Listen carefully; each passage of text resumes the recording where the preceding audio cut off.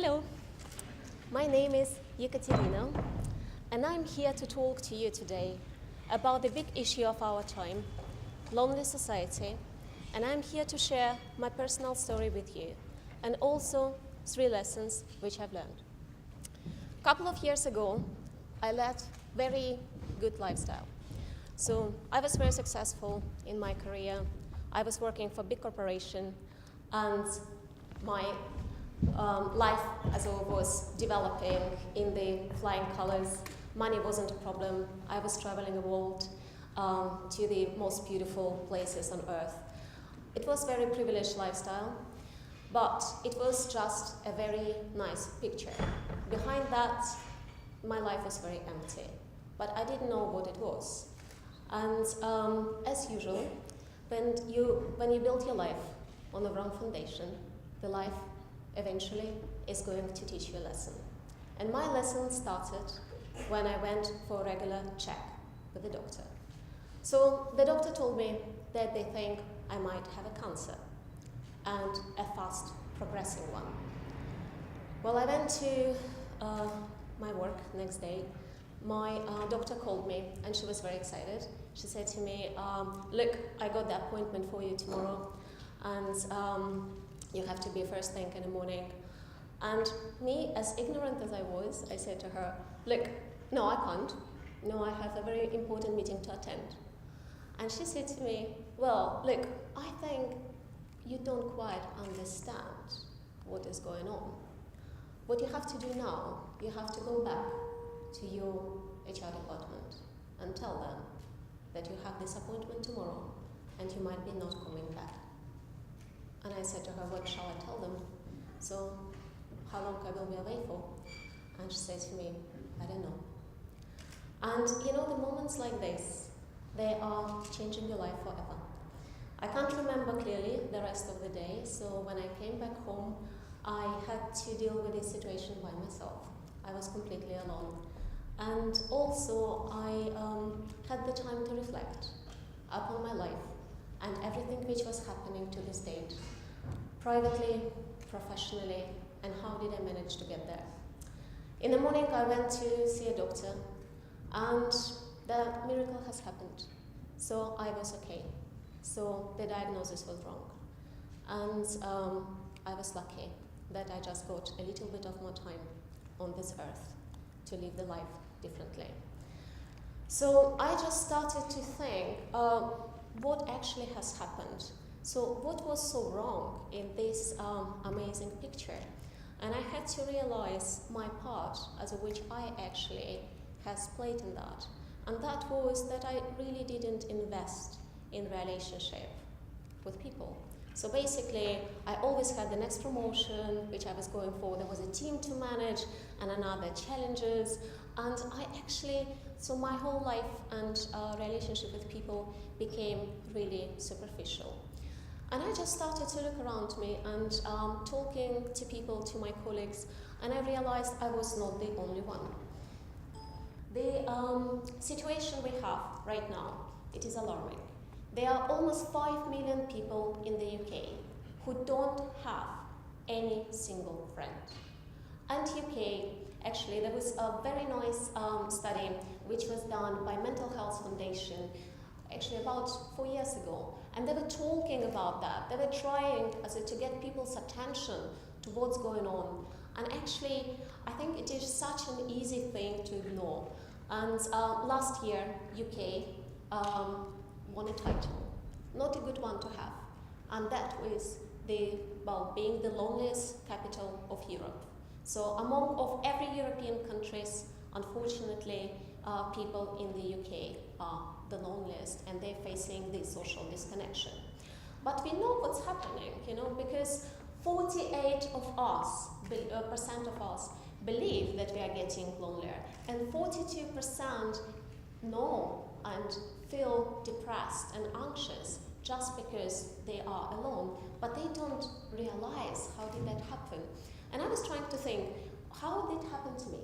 And I found myself that being in this vicious circle. So I was just constantly going between my work, home, and when I went home, I was just doing internet, and that I was just doing almost every day of my life. And that's why everything became quite superficial. And what the media would like us to believe, and I quite like this picture.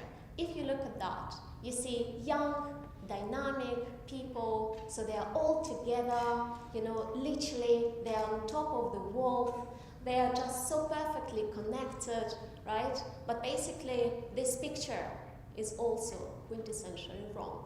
Because if you think of that, what is happening in this picture, really, behind the smiles, you will see that these people standing there, but actually they don't even talk to each other.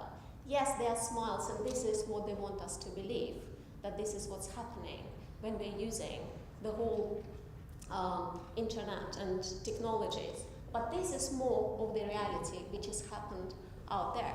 And I think probably every one of you in this room has already experienced this situation when people are getting together around the table, and you will see 1, 2, 3 friends constantly being on the phones.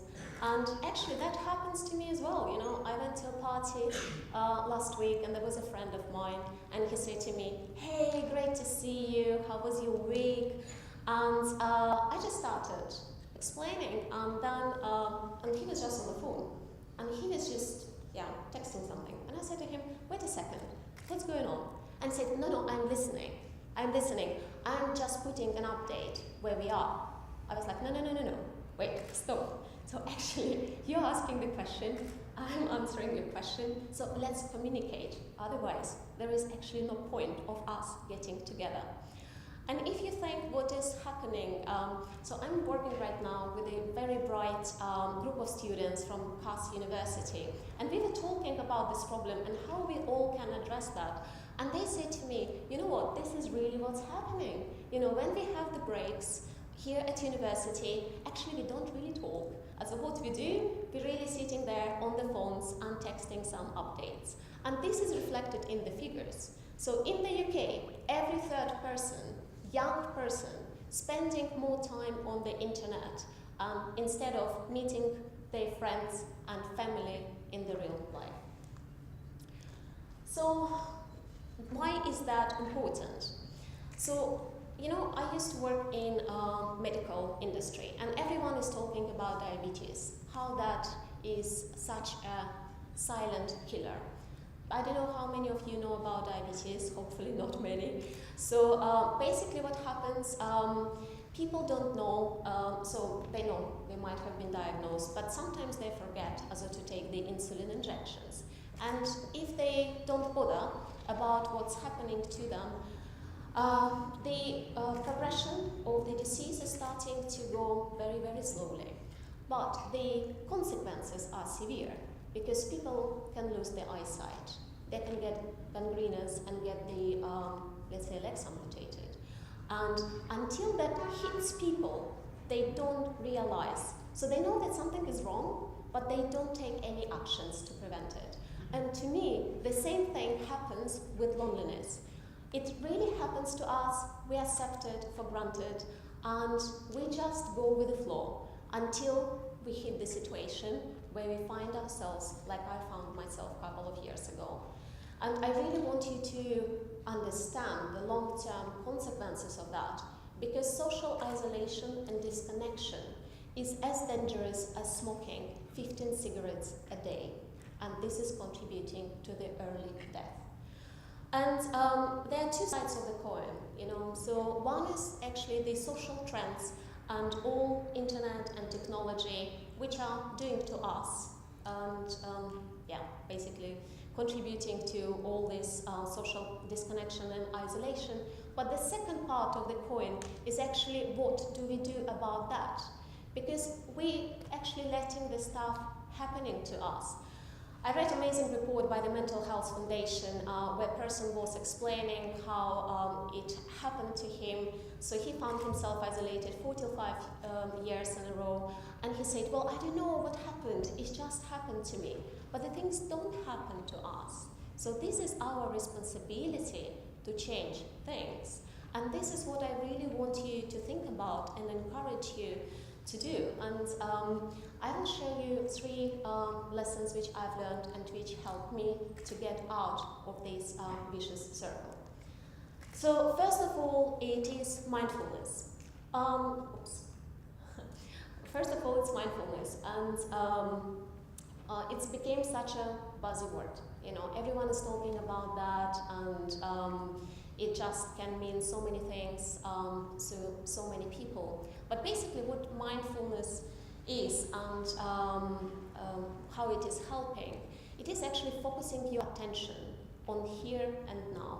So basically, you know, based on my example now, I know there are the situations in life that we always live our life like we have infinite amount of time. We always live for tomorrow, but actually there are sometimes situations where there is no tomorrow. And I want you to know about that and think about that seriously. So if you really want to change your life and you really would like to do something differently, now is a good time. And now is the only time. And the second thing which helped me personally, that was actually trying new things. You know, it is sometimes very scary if you haven't done anything new before.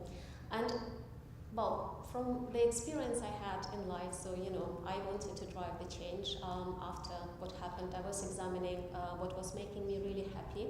And I decided to quit the world of big corporations, and I decided to start my own company. And, you know, so if someone would have told me a couple of years ago that I will be running a social network which is empowering people to drive the change in their lives, actually, I would have not believed that, seriously. I would have thought it is a joke. And, well, and now here I am. So it's definitely possible. And you can drive the changes and start something which you have never dreamt about. Another thing which helped me, that was actually to find what I really was passionate about privately as well, and that was dancing.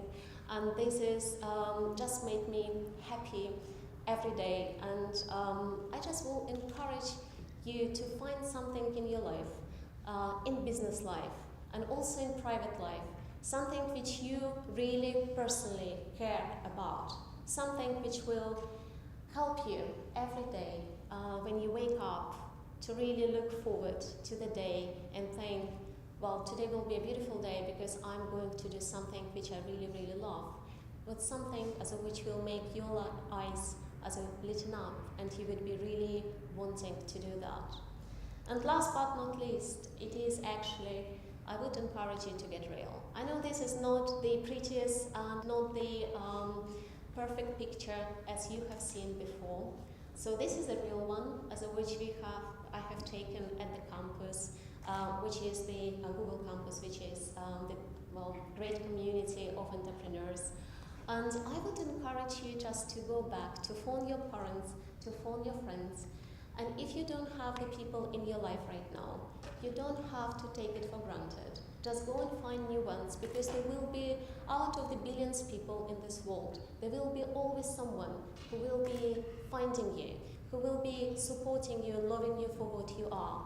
But you also have to open up, and you also have to invest into these relationships. And I think the power of community cannot be underestimated. So I think, to me personally, when I started my business, it was just such an amazing experience to go to someone who done that before and saying, look, I don't know what to do, you know, so help me. And people are just opening up, you know, and if you can show your vulnerability and also don't keep the mask and just open to the new experiences and to the people around you, eventually the great new things are going to happen, and you are going to find more followers and more supporters which you have ever dreamt before. So I would like to give you something on the way. So if you really want to change something in your life, don't forget how powerful you are. Each one of you in this room, each one of you watching, you can change the world. You have this ability in you. You can change your life and the life of others. And I wish you good luck, and I hope you live very happy and meaningful lives. Thank you.